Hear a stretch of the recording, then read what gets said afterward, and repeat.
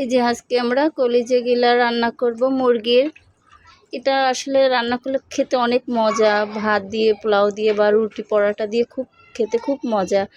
তো এর জন্য আজকে আমরা সব কিছু রেডি করে নিলাম। রসুন, জিরে বাটা, আদা বাটা, পেঁয়াজ বাটা। আমি মশলাটা একটু বাটা দিলে আমার কাছে ভালো লাগে, কিন্তু সবসময় সময় সুযোগ হয় না দেখে আসলে করা হয় না। তো এই সব কিছুই রেডি করে নিলাম, মশলা টশলা। এখন আমরা আস্তে আস্তে চুলোতে বসিয়ে দিব, হাঁড়ি পাতিল দিয়ে বসিয়ে দিব। এই যে এখন আমরা হাঁড়িটা বসাই দিলাম চুলোতে, রেডি করাই ছিল সব কিছু।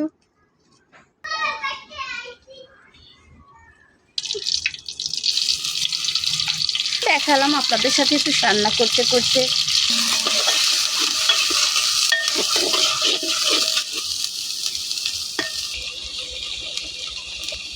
আমার ভালো লাগে ঝাল খেতে, এটা খুব ভালো লাগে, আমার কাছে ভালো লাগে। মশলাটার সাথে এখন তেলটা উপরে উঠে গেছে। ওঠার পরে এখন একটা হালকা পানি দিয়ে আর একটু বেশি ভুনা ভুনা করবো, যেন মশলার গন্ধটা আসলে না থাকে। আমি এবার মশলাটা একটু বেশি ভুনি, কারণ না ভুনলে আমার কাছে খুব একটা ভালো লাগে না, এজন্যই।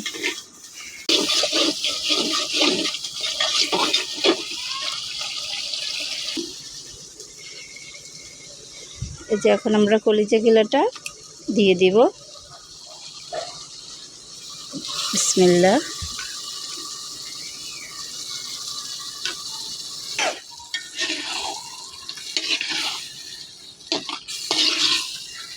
সুন্দর করে নেড়ে চেড়ে ভালো করে কষিয়ে নেব। তা এখন আমরা একটু দারুচিনি, এলাচ এগুলো ভেঙে এই যে এগুলো দিয়ে দিচ্ছি। গরম মশলা। এই যে আমাদের এটা ফুটতেছে আস্তে আস্তে। আমাদের ঝোলটা টেনে গেছে, আগের থেকে অনেকটাই টেনে গেছে। এখন আরও শুকালে পর একেবারে ভুনা ভুনা হয়ে যাবে, তখন উঠিয়ে ফেলবো, একটু ঝোল দিয়ে মাখা মাখা করে উঠিয়ে ফেলবো।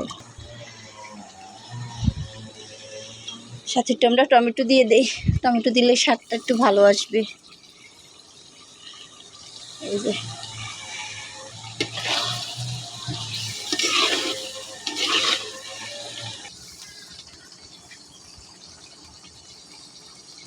এই যে দেখুন হয়ে গেছে।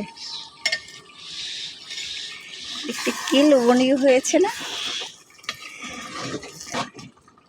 রান্নাটা? শেষ।